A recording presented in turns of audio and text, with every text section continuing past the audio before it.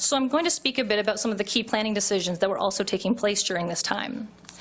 Since the mid-2000s, there were a number of planning decisions at both the local and provincial level which supported the growth and investment in the downtown core. In 2005, the province released the draft growth plan. The city reviewed this document and provided comments to the province on the draft Places to Grow growth plan. Staff report PL 3305 provided an overview of the draft growth plan and put forward the city's position that there was no objection to the downtown being identified as the city's urban growth center. Council approved that staff report and the city's comments were provided to the province. The following year, in 2006, Places to Grow was released with two key objectives. First, to focus growth and reduce suburban sprawl in municipalities across the province, and second, to revitalize downtowns throughout the Greater Golden Horseshoe.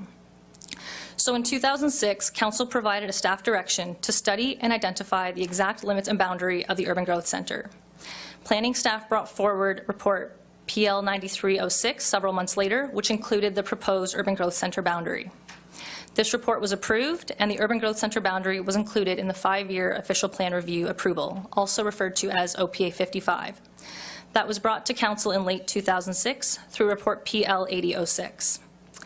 And in 2008, Metrolinx released the Big Move, which is a provincial document that identified mobility hubs in the province and included downtown Burlington as an anchor mobility hub because of its relationship to the Urban Growth Centre. In 2009, the region brought forward two parts of the region's official plan review through ROPA 37 and ROPA 38.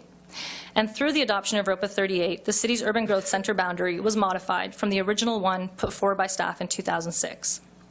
And since the city is now undertaking a conformity exercise to the region's official plan, the city's new official plan includes that Urban Growth Centre boundary as included in the region's official plan. And for those who may not have seen the maps associated with Places to Grow, this slide shows downtown Burlington is identified as an urban growth center, as are many other downtowns across the Greater Golden Horseshoe, from downtown St. Catharines in the southeast over to downtown Kitchener in the west and all the way up to Markham Centre in the north, as you can see on the map.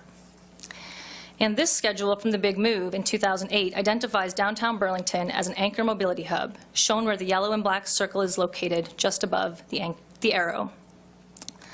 So to summarize, downtown Burlington is both an urban growth center and a mobility hub. This was identified by the province through Places to Grow and the Big Move, and the city and the region both supported the province's direction to direct growth to Burlington's downtown core because it was in keeping with all of the other initiatives taking place at that time, and it supported the city's desire to see more growth and activity in the downtown core. So with all of the work that had been done on the downtown at this time, including the public investments that were made and the planning policy directions that emerged in the mid-2000s, interest in residential development began to pick up. Developers began to respond to the increasing housing demand in the downtown core by building apartment and condominium units. So we've compiled a list of the new developments that have added people and feet on the street to support businesses in the downtown core since 2006. Beginning in 2006 with the Baxter, which is 12 stories, followed by 360 on Pearl at 17 stories in 2009.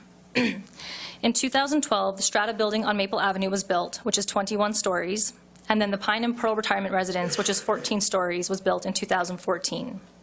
Most recently, the Brock Apartment Building, which is also 14 stories, was built in 2015. And there are 2 points I'd like to make about this timeline.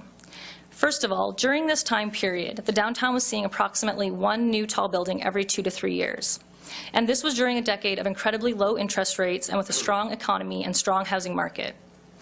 But second of all, it is important to note that of these 5 developments, 3 were condominium buildings, but 1 was a retirement residence and 1 was a brand new rental building, which provided housing opportunities for those who may not have been able to afford home ownership for a variety of reasons. So the development that the downtown experienced included a variety of tenure types, from rental housing stock to condominiums and a retirement residence geared towards seniors. And with the private sector residential development, downtown began to experience increased retail sector investment. So